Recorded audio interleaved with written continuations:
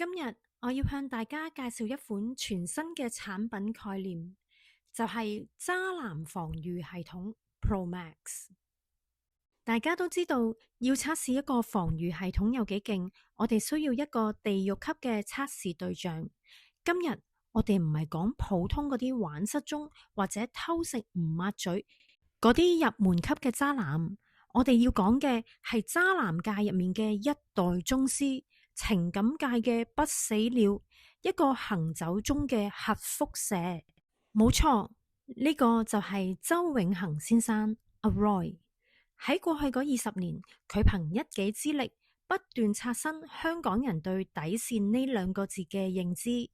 今日我哋就按住時間線，由2004年開始，一步步咁拆解呢個渣男 OS 系統，佢係點樣不斷升級、不斷出軌、不斷家暴，再不斷換畫。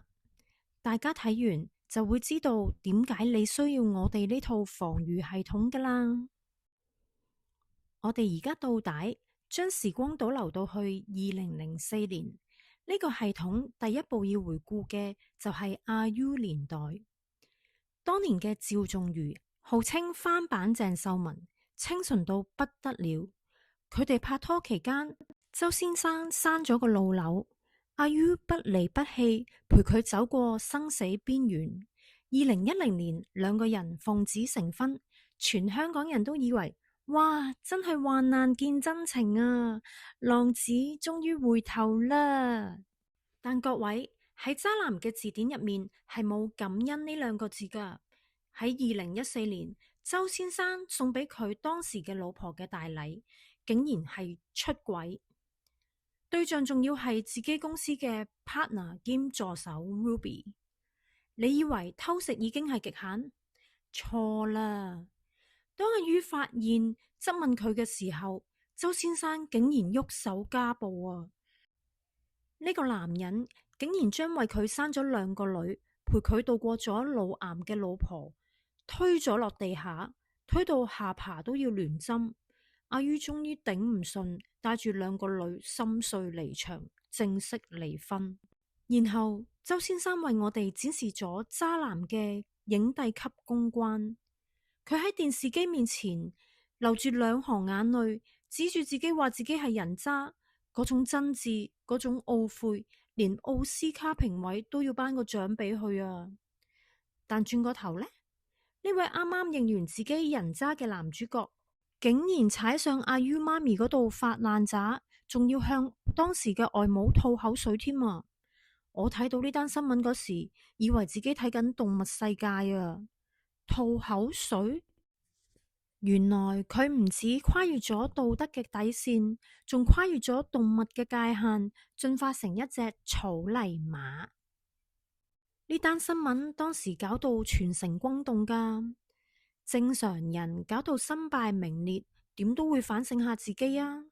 但係周先生個系統係會自動 update 噶，佢同阿于分開咗之後，就進入咗快閃測試階段。2016年，佢火速咁搭上咗女團成員 Ivy， 大家以為有新戀情就可以沖起下，結果喺短短幾個月之內 ，Ivy 就俾佢嚇到雞飛狗走啦。點解？ Ivy 分咗手之後大爆，周先生一飲醉酒就會失控，脾氣極度暴躁，有嚴重嘅暴力傾向，令佢留低咗極大嘅心理陰影，必須斬纜保平安啊！喺2016年去到2017年年底，佢又極速換畫，同另外一位後生女 Sherry 高調拍拖。呢一段情又係閃電開始，閃電掟煲。Sherry 走出嚟控訴，話周先生喺拍拖期間精神虐待佢，逼佢做一啲唔道德嘅行為，甚至恐嚇佢。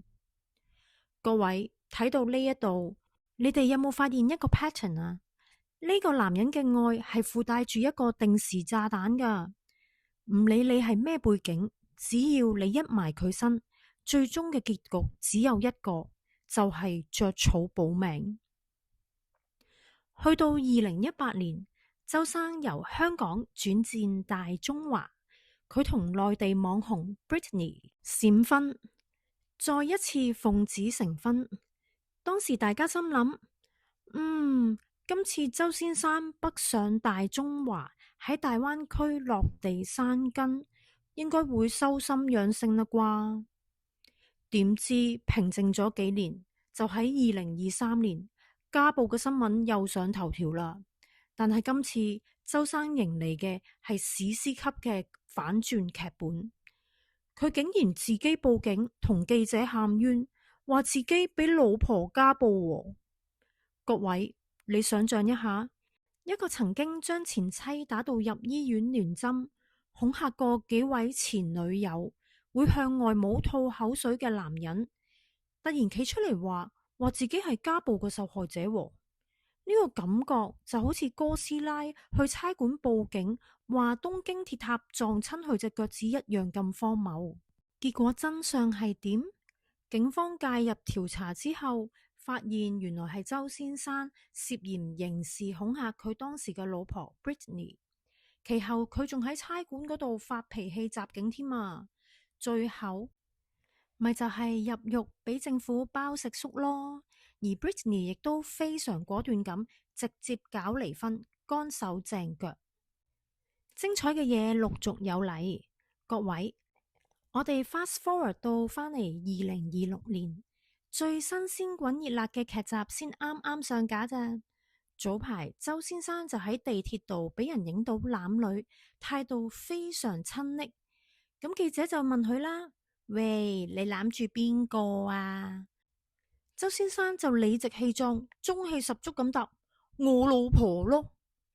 哇！出咗冊之後仲咁恩愛，點知喺唔夠24小時裏面，真正嘅前妻 Britney 就喺網上發表聲明，字字鏗鏘咁講：我哋已經離咗婚1年噶啦，唔好再老屈我啊！各位，咩叫羅生門？咩叫平行時空？周先生完美咁示範咗，只要你唔尷尬，尷尬嘅就係人哋。喺佢嘅世界入面，結婚可以偷食，離咗婚之後都仲可以屈人哋，仲係佢老婆。呢種自編自導自演，連自己都呃埋嘅精神勝利法，真係令一眾編劇汗顏啊！